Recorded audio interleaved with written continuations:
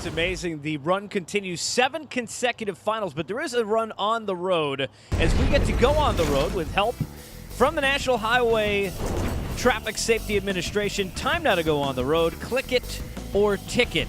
So far, they've been winning it. The Cavaliers on a near-record run, 3 behind the Lakers with their wins on the road. They've also won in the last couple of years on the road here. Kyrie Irving, a big part of that.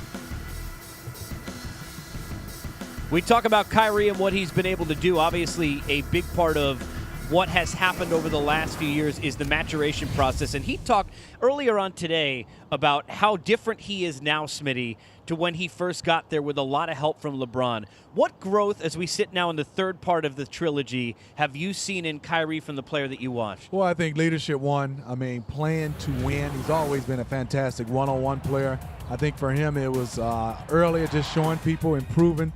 I could be one of the best point guards, but now he's saying I can still be one of those best point guards, but I can get my teammates involved, I can help other guys, and the game is slowed down. And for me, for a game to slow down for a guy that already had the game under control as far as ball handling, I think now, Isaiah, you can speak better to this from playing that position at a Hall of Fame level. It seemed like in his head, he understands every counter he wants to do. He understands when to go, and that had to be hard playing with LeBron James, another guy who dominated the basketball.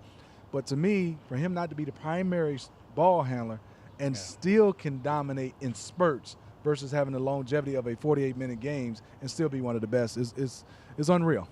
Zeke, when you look at what the two have done, Mike Brown said these are two of the best one-on-one players we've ever seen in the league. How about what they've been able to do when you talk about offensively here during the course of this run? Well, what makes them so complete, and Smitty, you hit it right on the head, his game has evolved. Not only is he a scorer, but he's also a facilitator now and a passer.